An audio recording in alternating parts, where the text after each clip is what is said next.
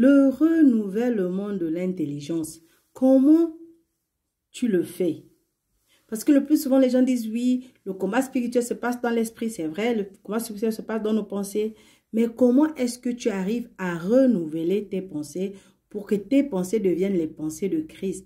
Voilà ce que j'ai envie de te montrer dans cette vidéo. Si tu n'es pas encore abonné, s'il te plaît, abonne-toi pour qu'on puisse se fortifier ensemble, pour qu'on puisse grandir ensemble. Et s'il te plaît, regarde jusqu'à la fin parce que tu seras béni. Et pour qu'après, tu puisses bénir d'autres.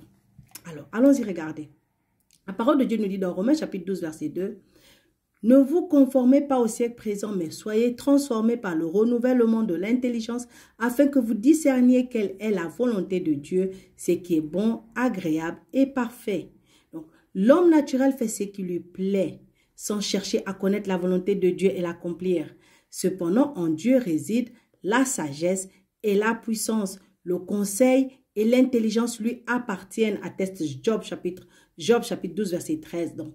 Et tous ceux qui sont conduits par l'Esprit de Dieu sont fils de Dieu, révèle Romains chapitre 8, verset 14. Ainsi, le commencement de la sagesse, c'est la crainte de l'Éternel, et la science des saints, c'est l'intelligence, déclare Proverbe chapitre 9, verset 10.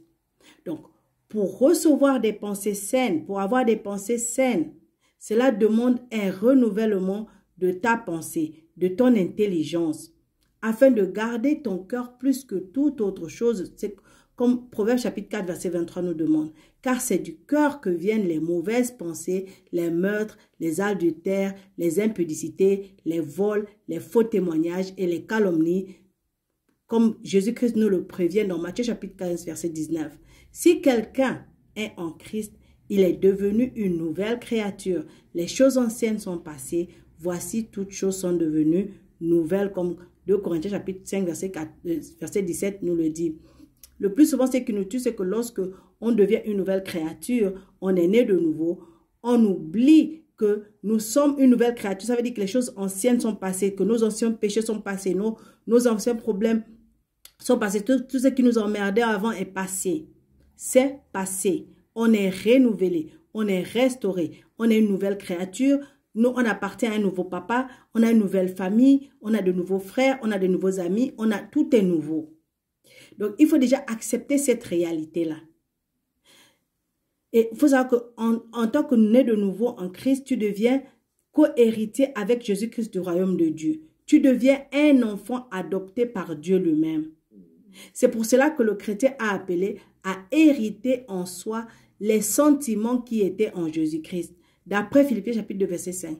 L'intelligence renouvelée vient du Saint-Esprit. Parce que le Saint-Esprit en toi, c'est lui qui va te montrer les idées de Dieu, celui qui va te montrer Dieu, celui qui va te montrer la parole de Dieu, celui qui va éclairer la parole de Dieu devant tes yeux, celui qui va te montrer les choses cachées dans la parole de Dieu. Mais celui aussi qui va te montrer qui est Dieu, celui aussi qui va te montrer en toi ce qui doit être changé ou pas. Donc, le rôle du Saint-Esprit en toi est très, très important.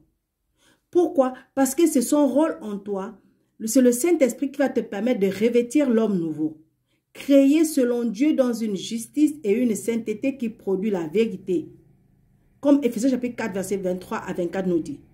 En ayant fruit, donc lorsque tu revêtes l'homme nouveau, tu as pour fruit de l'esprit. Tu produis les fruits de l'esprit. Donc quand tu portes l'homme nouveau, quand l'homme nouveau vient sur toi, tu produis du fruit. Et ce fruit-là, on appelle le fruit de l'esprit. Et quels sont ces fruits de l'esprit? Ça devient l'amour, la joie, la paix, la patience, la bonté, la bénignité, la fidélité, la douceur, la tempérance, comme nous révèle Galates chapitre 5, verset 22. Donc, grâce au renouvellement de ton intelligence et de ta sagesse spirituelle, l'enfant de Dieu que tu as aura la maîtrise de soi. Parce que tu as déjà cette intelligence qui est renouvelée, ta sagesse est renouvelée, ta pensée est renouvelée. Tu reçois l'intelligence. Parce que tu as déjà cette intelligence, tu pourras te contrôler toi-même. Tu pourras contrôler tes désirs, contrôler tes envies, contrôler tes besoins, contrôler ta vie. Alors, par exemple, en faisant des courses, si tu achètes En tant qu'une personne de chair qui marche dans la chair, lorsqu'il va, par exemple, pour marcher, faire les courses, il va acheter tout ce qui est là, tout ce qu'il a besoin, tout ce qu'il a envie, tout ce qu'il désire, tout ce que ses yeux voient, qui pense que c'est bon pour lui.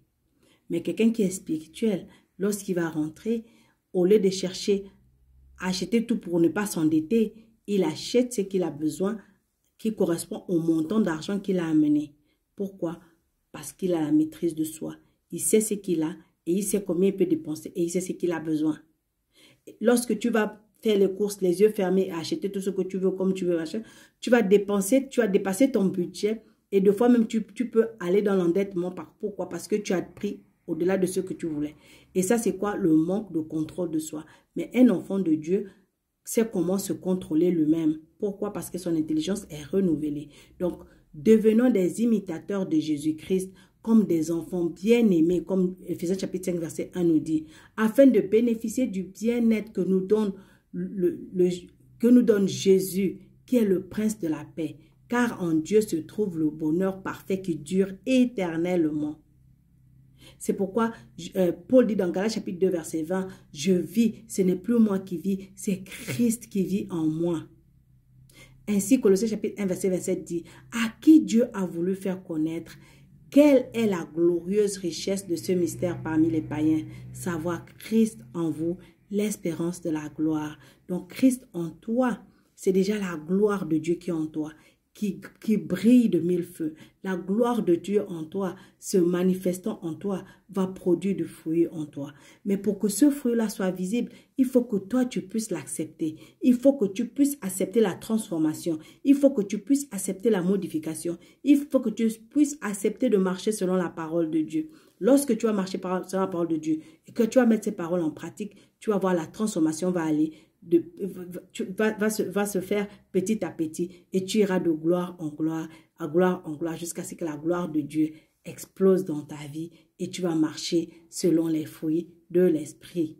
J'espère que tu es béni. Aime, commente, partage et si tu as un avis, laisse en commentaire et je te répondrai avec plaisir. Shalom.